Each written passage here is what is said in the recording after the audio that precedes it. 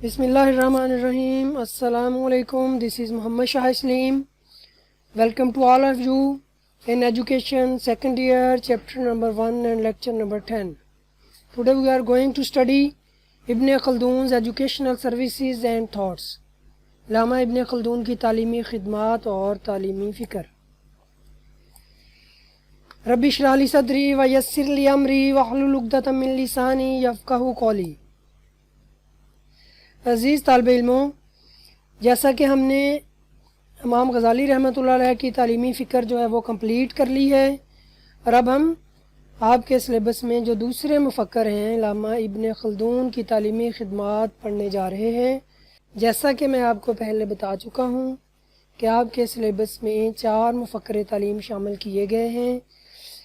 آپ نے ہر مفکر کو ان 6 سب ہیڈنگز میں ڈیوائیڈ کر لینا ہے، یعنی کہ ایک بڑے سوال کو ہم نے چھوٹے چھوٹے پارٹس میں ڈیوائیڈ کر کے اور پھر ہر ہیڈنگ کو یا ہر پارٹ کو الگ الگ ایکسپلین کرنا ہے یا اس کی تفصیل تحریر کرنی ہے.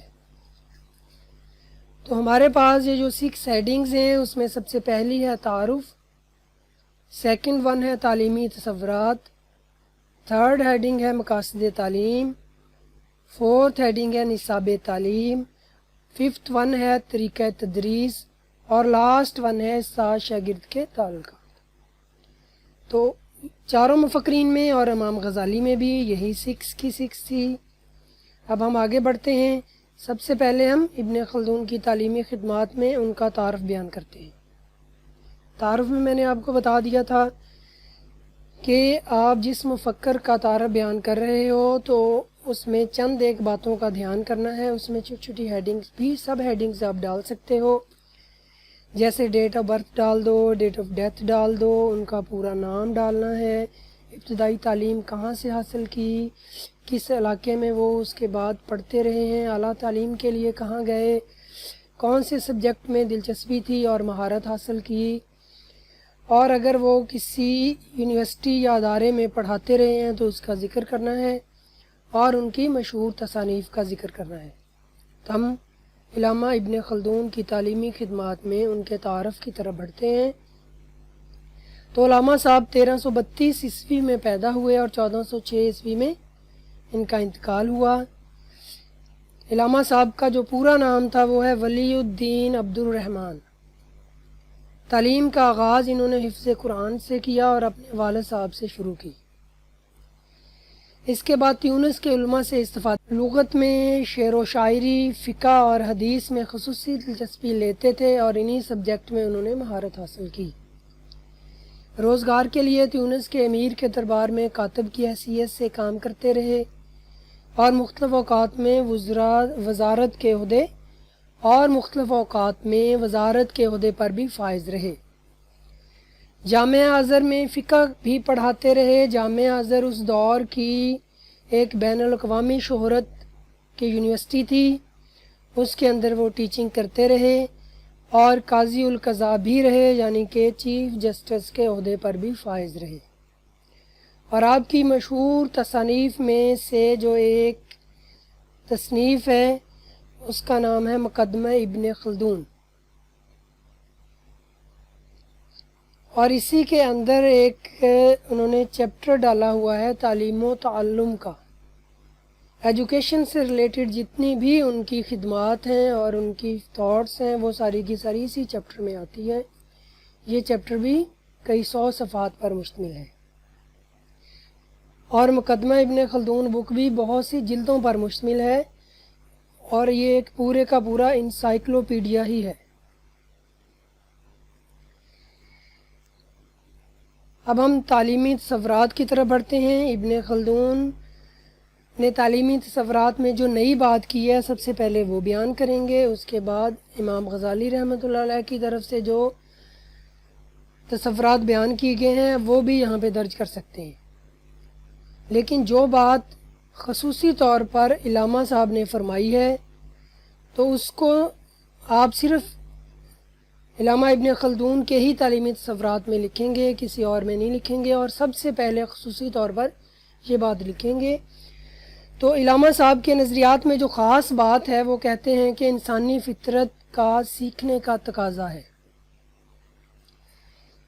تقاضے سے مراد یہ ہے کہ وہ ایک ہماری ضرورت ہے جس کو پوری کرنا ہماری مجبوری ہے یا انسان کی مجبوری ہے۔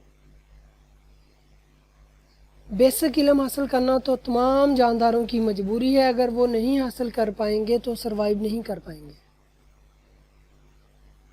جانوروں کی بھی ضروری ہے اور ان کی بھی یہ جبلت ہے کہ وہ بیسک علم جس میں کھانا ہے، پینا ہے، ریپروڈکشن کرنی ہے اور اپنے بچوں کو یا آگے نئی نسل کو جو تیار کرنا ہے، تو یہ ان چیزوں کا علم ان کی بھی جبلی فطرت ہے اور وہ تمام کے تمام جانور جو ہیں ان کو حاصل ہو جاتا ہے۔ تو انسان جو ہے اس کے فطری اور جبلی تقاضا ہے علم حاصل کرنا۔ اس سے پہلے کسی بھی مفکر نے یہ بات نہیں کی۔ ابن خلدون کے خیال میں جس طرح خوراک، لباس اور رہائش وغیرہ کا حصول انسانی ضروریات کا ایک تقاضا ہے کہ اسے اپنی زندگی میں حاصل کرنا کے لیے جدوجہد کرنی پڑتی ہے اور یہ چیزیں حاصل کرنی پڑتی ہے ایک معاشرے کے اندر زندگی گزارنے کے لیے۔ اسی طرح حصول تعلیم بھی فطرت انسانی کا تقاضا ہے۔ انسانی فطرت میں سیکھنے کی صلاحیت ہی تعلیم کی بنیاد ہے اور سیکھنا انسانی سرشت ہے اور انسان کو اپنی سرشت سے جدا نہیں کیا جا سکتا۔ یعنی کہ جیسا کہ کھانا کھانا ہماری جبلی فطرت ہے، اسی طرح سے علامہ صاحب فرما رہے ہیں کہ تعلیم حاصل کرنا بھی انسان کی جبلی فطرت اور تقاضا ہے۔ سانس لیے بنا انسان جی نہیں پائے گا تو تعلیم حاصل کیے بنا بھی نہیں جی پائے گا۔ کھانا کھائے بنا انسان جی نہیں پائے گا تو تعلیم حاصل کیے بنا بھی نہیں جی پائے گا۔ وہ معاشرہ جو کہ تعلیم حاصل نہیں کرتا، وہ افراد جو تعلیم سے دور چلے جاتے ہیں، تو وہ بہت جلد وہ معاشرہ تباہ و برباد ہو جاتا ہے، اور وہ فرد جو کہ تعلیم حاصل نہیں کرتا، جو کہ اس کی جبلی فطرت اور تقاضا ہے، تو وہ اپنی اس دنیا کو بھی تباہ کرتا ہے اور آخرت کی زندگی کو بھی تباہ و برباد کر لیتا ہے۔ اب آپ کے دماغ میں ایک بات آ رہی ہوگی کہ ہمارے بزرگ یا پہلے دور کے جو لوگ تھے وہ تو سکولز میں، یونیورسٹیز میں نہیں گئے، نہ ہی انہوں نے تعلیم حاصل کی اور نہ ہی ڈگریز حاصل کی۔ تو تعلیم کی ڈیفینیشن میں جیسا کہ فرسٹ ایئر میں آپ کو پڑھایا تھا کہ اس میں ڈگری کا، اسکول جانے کا، تعلیمی ادارے میں جانے کا، یونیورسٹیز میں جانے کا کوئی ذکر نہیں ہے۔ تعلیم کی تعریف کے اندر مختلف ماہرین نے جو باتیں کی ہیں اس میں کچھ ماہرین کہتے ہیں خیر اور شر میں فرق کر لینے کے بعد شر کو دبانا اور خیر کو اپنا لینے کا نام تعلیم ہے۔ کوئی مفکر یہ فرما رہا ہے کہ تجربے کی تعمیر نو اور تنظیم نو کا نام تعلیم ہے۔ کوئی مفکر یہ فرما رہا ہے کہ معاشرے کی تنظیم نو کا نام تعلیم ہے۔ اس طرح سے ہم یہ کہہ سکتے ہیں کہ تعلیم ایک ایسا عمل ہے جو کہ طالب علم کی تمام تر صلاحیتوں کی نشو و نما کرتا ہے اور اس کو جذبات کے اظہار کے قابل بناتا ہے، اس کی شخصیت کی تعمیر و تکمیل کرتا ہے اور اسے اس دنیا میں اور آخرت میں کامیاب زندگی گزارنے کے قابل بناتا ہے۔ تو اصل میں یہی تعلیم ہے۔ اگر ایک فرد نے ڈگریاں تو حاصل کر لی ہیں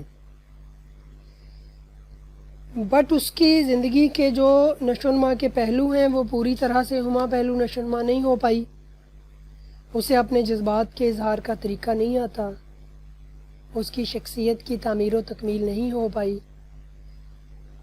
تو ہم کہہ سکتے ہیں کہ ڈگری تو اس کے پاس ہے لیکن تعلیم اس کے پاس نہیں ہے۔ تو یہ جو علامہ صاحب نے فرمایا کہ تعلیم حاصل کرنا یا سیکھنا انسانی فطرت ہے، تو یہ اسی تعلیم کے بارے میں بات کر رہے ہیں جس کو حاصل کر کے انسان اپنی اس دنیا کی زندگی کے اندر بھی سروائیو کرتا ہے اور آخرت کی زندگی میں بھی کامیابی حاصل کر سکتا ہے۔ اور علامہ صاحب فرما رہے ہیں کہ تعلیم کے حصول کے لیے غور و فکر جو ہے وہ بہت ضروری ہے اور اس کو اہمیت دے رہے ہیں، لیکن وہ یہ کہہ رہے ہیں کہ غور و فکر ہی وہ ذریعہ نہیں ہے کہ جس سے ہم تعلیم حاصل کر سکیں، بلکہ حقیقت کا علم حاصل کرنے کے لیے ہمیں پیغمبروں کی تعلیمات پر ایمان لانا اور اس کو حاصل کرنا ضروری ہے۔ یعنی کہ علم کے ذرائع میں سے ایک ذریعہ وحی ہے اور ایک ذریعہ عقل ہے۔ عقل غور و فکر کے ساتھ ریلیٹڈ ہوتی ہے، اور جو وحی کا ذریعہ ہے وہ اللہ تعالیٰ کی طرف سے پیغمبروں کے ذریعے سے جو علم انسانوں تک پہنچتا ہے۔ تو اگر صرف غور و فکر کی طرف ہی انسان توجہ دے گا علم حاصل کرنے میں، وہ صرف تجربات کو مد نظر رکھے گا اور ان پہ غور و فکر کرے گا، تو اس دنیاوی زندگی میں تو وہ علم حاصل کر لے گا اتنا کہ وہ سروائیو کر سکے، لیکن آخرت کی زندگی کا علم حقیقی اور خالق حقیقی کو پہچان نہیں سکے گا۔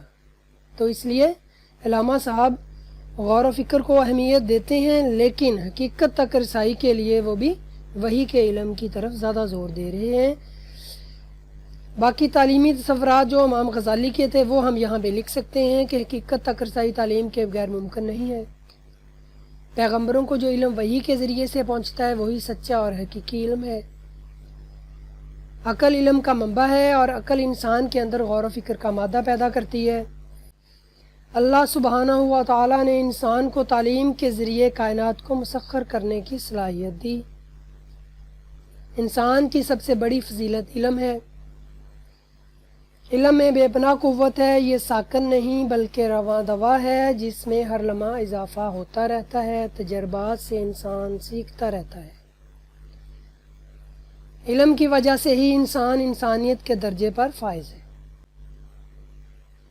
تو عزیز طالب علموں، امید کرتا ہوں کہ آپ کو آج کا لیکچر جس میں ہم نے علامہ ابن خلدون کا تھوڑا سا تعارف پڑھا ہے اور ان کے تعلیمی تصورات سیکھے ہیں، ان کی سمجھ آ گئی ہوگی، اور جو انہوں نے ایک تعلیمی تصور میں اضافہ کیا ہے جس میں انہوں نے فرمایا ہے کہ علم حاصل کرنا یا سیکھنا انسان کی جبلی یا فطری ضرورت اور تقاضا ہے۔ تو یہ آپ کو اچھے سے سمجھ آ گیا ہوگا۔ اس کا مطلب یہ ہے کہ جیسے کھانا کھانا ہماری ضرورت ہے، جبلی فطرت وہ ہوتی ہے جو کہ انسان سیکھے بنا کرنا شروع کر دیتا ہے، جیسا کہ سانس لینا۔ انسان اس دنیا میں آتے ہی خود ہی سانس لینا شروع کر دیتا ہے، اس کو پہلے سے ٹریننگ نہیں لینی پڑتی۔ وہ کھانا کھانا، دودھ پینا خود ہی سٹارٹ کر دیتا ہے، اسے کسی سے ٹریننگ نہیں لینی پڑتی۔ تو اسی طرح سے علم سیکھنا بھی وہ فوراً سے خود ہی سٹارٹ کر دیتا ہے، اسے کسی سے ٹریننگ نہیں لینی پڑتی۔ اپنے تجربات کی تعمیر نو کرنا وہ خود ہی سیکھ لیتا ہے۔ ایک وقت میں اسے ایک تجربہ حاصل ہوا، جیسے چھوٹے بچے نے رونا شروع کیا تو اس کا جو بھی مسئلہ تھا، اسے بھوک لگی تھی یا اسے کوئی اور مسئلہ تھا، اسے خارش ہو رہی تھی، والدہ نے اسے اٹھایا اور اس کا وہ مسئلہ حل کر دیا۔ اب اس تجربے سے اس نے علم حاصل کر لیا اپنی جبلی فطرت کو مد نظر رکھتے ہوئے۔ اب اسے جب بھی کوئی مسئلہ درکار ہوتا ہے تو وہ رونا شروع کرتا ہے۔ ابھی اسے لینگویجز کا نہیں پتہ، تو اب اس کے لیے جو جذبات کے اظہار کا طریقہ اس نے اپنے تجربے سے اور اپنی جبلی فطرت سے سیکھ لیا، وہ کیا ہے؟ رونے کا۔ وقت کے ساتھ ساتھ اپنے ایکسپیرینس سے اور اس کی میموری بڑھتی جائے گی، اور وہ لینگویجز کو سیکھ کر اپنے جذبات کا اظہار آہستہ آہستہ لینگویج سے کرنے کا طریقہ سیکھ جائے گا۔ اب اپنے معلم کو اجازت دیجیے، انشاءاللہ نیکسٹ لیکچر میں پھر سے حاضر ہوں گا۔ اپنا خیال رکھیے گا۔ اللہ حافظ۔